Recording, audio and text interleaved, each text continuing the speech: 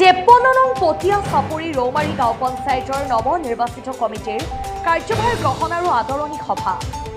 নগাঁও জিলাৰ 55 নং ঢিং বিধানসভা সমষ্টিৰ নিজ-ঢিং উন্নয়ন খণ্ডৰ অন্তৰ্গত 53 নং পটিয়া চাপৰি ৰৌমাৰী গাঁও পঞ্চায়তৰ নৱনিৰ্বাচিত কমিটিৰ কাৰ্যভাৰ গ্ৰহণ আৰু আদৰণি সভাখন আজি পঞ্চায়তৰ কাৰ্যালয়ত অনুষ্ঠিত হৈ যায়।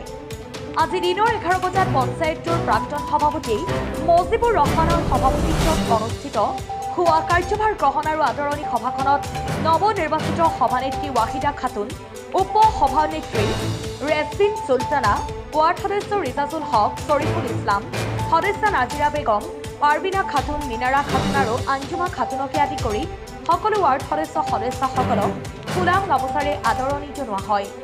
পঞ্চায়তটোৰ 9 নং ৱাৰ্ডৰ সদস্য ইজাজুল হকে আধৰা সভাখনত পঞ্চায়তটোৰ প্ৰাক্তন সভাপতি আব্দুল মান্নান, প্ৰাক্তন আঞ্চলিক সদস্য আমিনুজ্জামান, বাহৰুল ইছলাম আৰু সমাজকৰ্মী চিৰাজুল ইছলামে নৱনিৰ্বাচিত সভানেত্ৰী, উপ সভানেত্ৰী আৰু ৱাৰ্ড সদস্যসকলক কিছুমান উপদেশ দিয়াৰ লগতে পঞ্চায়তৰ 10খন ৱাৰ্ডত সমানভাৱে কাম কৰাৰ লগতে চৰকাৰী আঁচনিসমূহ সফল ৰূপায়ণ কৰিবলৈ আহ্বান জনায়।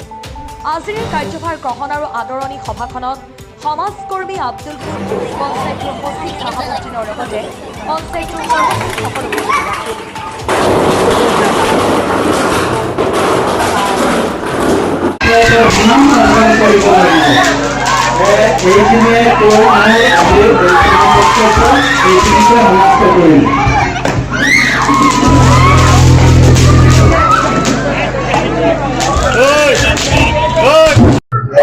আজি আমাৰ পঞ্চায়তৰ নৱনিৰ্বাচিত সভাপতি, উপসভাপতি, সদস্যসকলে মিলি পেলাই আজি আমি পঞ্চায়তৰ আদৰণি সভা শেষ কৰি পেলাই আজি আমাৰ দায়িত্বভাৰ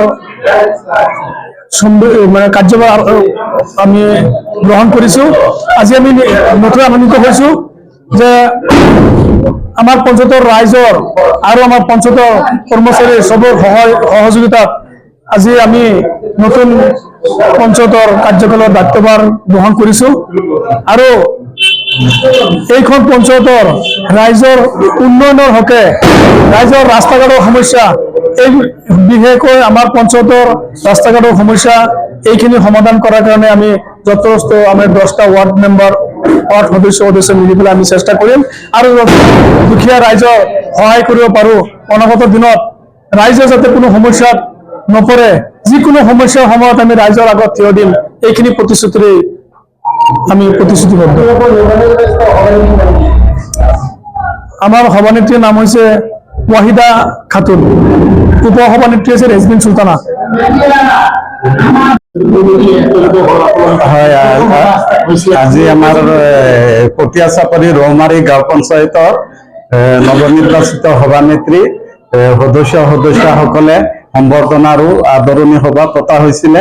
আজি আমি এটা আলোচনা হৈছে যে অনাগত দিনত 5 বছৰত আমাৰ প্ৰতিনিধিসকলৰ লগত ৰাইজেও যাতে সহায় সহযোগ কৰে আৰু এই পিছপৰা পঞ্চায়তখন যাতে আমি আগুৱাই লৈ যাব পাৰোঁ তাৰেই কামনা কৰি আজি এই সভাখন আহ্বান কৰা হৈছিলে আৰু সকলোৱে আমি একমত হৈছোঁ যাতে এই অনুন্নত পঞ্চায়তখন ৰাইজৰ সহযোগত আমি আগবঢ়াই নিবলৈ চেষ্টা কৰিম।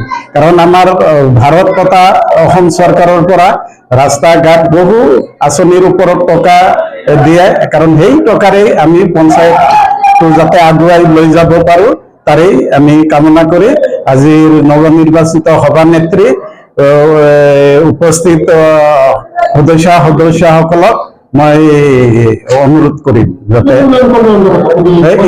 নিজ-ঢিং উন্নয়ন খণ্ডৰ অন্তৰ্গত পটিয়া চাপৰি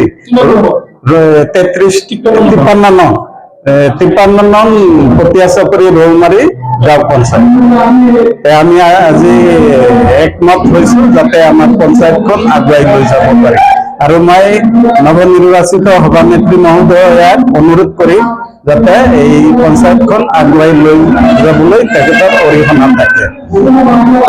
মই মোৰ আন্তৰিক শুভেচ্ছাও ধন্যবাদ জ্ঞাপন কৰিম।